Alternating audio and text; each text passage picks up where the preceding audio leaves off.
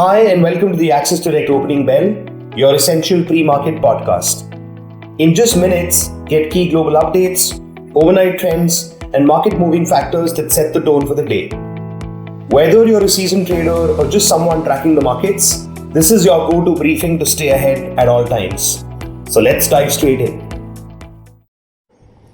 Good morning on a Thursday, and we will start with US equities, which slipped yesterday as the Federal Reserve cut interest rates by the expected 25 basis points while pointing to weakness in the labor market and elevated inflation.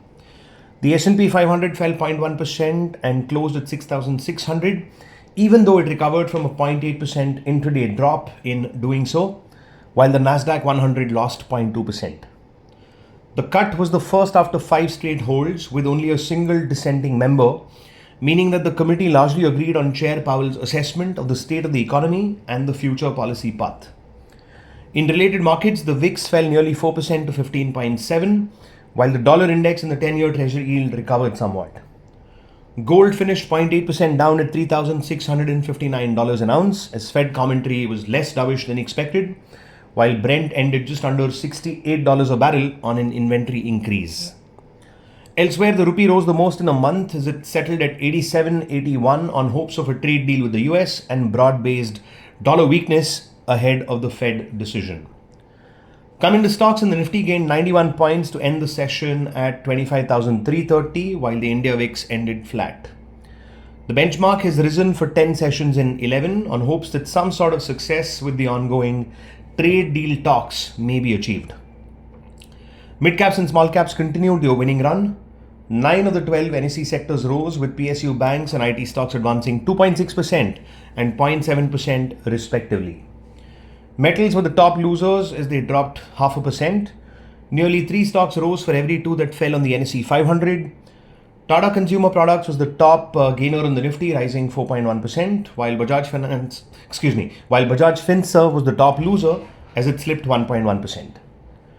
Technically speaking, bulls own the near-term bias, and a daily close about 25,340 will open the door toward 25,400 and eventually 25,670, which is the late June peak. Meanwhile, near-term support has now moved higher and sits at 25,130. Elsewhere, provisional data showed that foreigners withdrew 1,120 crores yesterday. The month-to-date outflow is now just over 11,330 crores.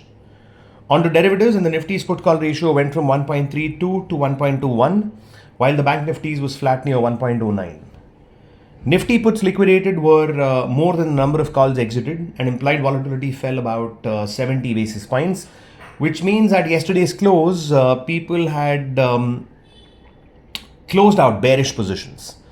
For options set to expire on 23rd September, resistance lies in the 25,400 to 500 area, while support sits between 25,200 and 300. Elsewhere, 1% out of the money put volatility fell more than similar distance call volatility, in a sign that volatility traders turned optimistic. Speaking net index options activity, foreigners and proprietary traders remained bullish, while retail investors stayed bearish. Elsewhere, foreigners' net shorts in index futures shrank by another 9,000 contracts to 151,000 contracts outstanding as the mood turned bullish. Looking forward to the day, the GIFT Nifty was 70 points higher at 7 a.m. Asian markets were a mixed bag, while US index futures were trading higher. Speaking individual stocks, Lupin and Mastech were at horizontal support, while Bharat Forge, IRFC and SRF were at horizontal resistance. Fortis, JM Financial and GNFC were at trendline support, while Ambuja Cement, Deepak Fertilizer and Finolex Cables were at trendline resistance. Speaking market breadth, 62% of stocks were above their 50 and 100-day moving averages, while 70% of them were above their 200-day averages. Initial jobless claims are due from the US later today.